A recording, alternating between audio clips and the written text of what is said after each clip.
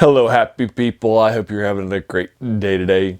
Today we're taking a look at The Thing in the Pit by Lin Carter, which is in this collection, the Xothic Legend Cycle, that's written and published by Chaosium in the Cthulhu Cycle. It's their 13th book in the Cthulhu book cycle of stuff that's in the Cthulhu Mythos. This book here, I'll link you to it in the comments below. This collection collects all of Lin Carter's stuff that's in the Cthulhu Mythos. A lot of it was in the third generation. It was very influential in the third generation of Cthulhu Mythos writers that Lin Carter led. He's also a very influential editor, as well as a writer of things like homages to things like Edgar Rice Burroughs that are set in sort of a Mars, a sword and planet. He also has some stuff that's clearly inspired by Conan, some stuff that's clearly inspired by the Cthulhu Mythos, and so forth. So he has a lot of these influences that he carries with him through his writings of speculative fiction, or whatever the genre, science fiction, fantasy, or horror that he's writing in. And science fiction like, Princess of Mars, or, fantasy like Conan, or his Cthulhu Mythos stuff in the horror genre. His Cthulhu Mythos stuff is steeped in the mythos. I mean, like, steeped in the mythos. He doesn't have like a nice little horror story that might have a reference or two here and there, or a key element that's a key central plot point. His short stories are steeped in the mythos, like every paragraph. This particular short story is 10 pages long in my admittedly oversized collection. It took me like less than 15 minutes for me to read last night. Close to 15 though, like maybe 13. But then it's every paragraph, like this is a good example of something where everything is steeped in the mythos. Whereas the previous short story that I read for you and reviewed for you by Lin Carter from this collection is an adventure. It's an expedition. It's set in Asia, and it's very similar to At the Mountains of Madness. And that was the Thing in the Crypt. This one, I'm sorry, not the Thing in the Crypt, the Horror in the Crypt.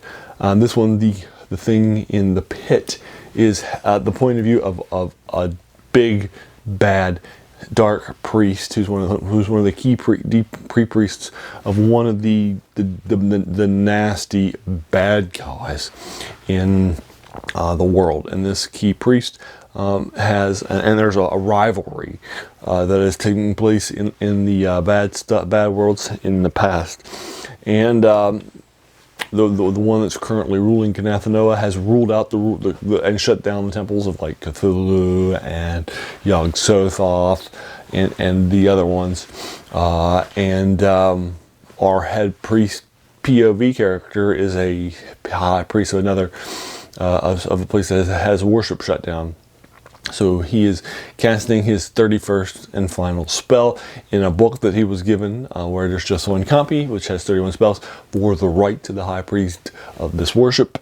And it's going to summon a dark, nasty creature that should help to put his dark one back in the first place. And that's the key sort of plot line of the short story. It's radically different from the Lovecraft story. His stuff is so steep in the mythos that it's hard to escape it. It's also hard to just read a Lin Carter mythos story. It's very much a pastiche, if you will, of Lovecraft. I'm giving it a 6 out of 10. I didn't like you as much as the previous one, which I gave it a 7 out of 10. It's more like Red Sacrifice, which was the first short story I reviewed for by Lin Carter from this collection. And that one I gave a 6 out of 10 too. So there you are. That's Lin Carter's The Thing in the Pit. It's, again, only 10 pages long, so I'm not going to spend 10 minutes of my time going over a short story like that. He's a heavily influential editor. He's also an influential Cthulhu Mythos writer in the third generation. A lot of people take beats from Lin Carter. He's also, again, a Conan writer, Princess of Mars writer, pastiches of them as well. And there you are. I'll go ahead and leave you to it. Have you read this story? What did you think of it? Did you agree or disagree with my take in any way, shape, or form? If so, I would be more than happy to engage you with it further in the comments below. If you like this video, why not hit that subscribe button? There's going to be a lot more of these to follow in fantasy, science fiction, and horror like this one. And then I want to thank you so very much for taking some time out of your day, investing it, and watching my video. We all have so many things that are happening in our lives, and we're pulled in so many different directions. So the fact that you spent this time with me is incredibly humbling, and I appreciate it. So thanks again, and have a great day.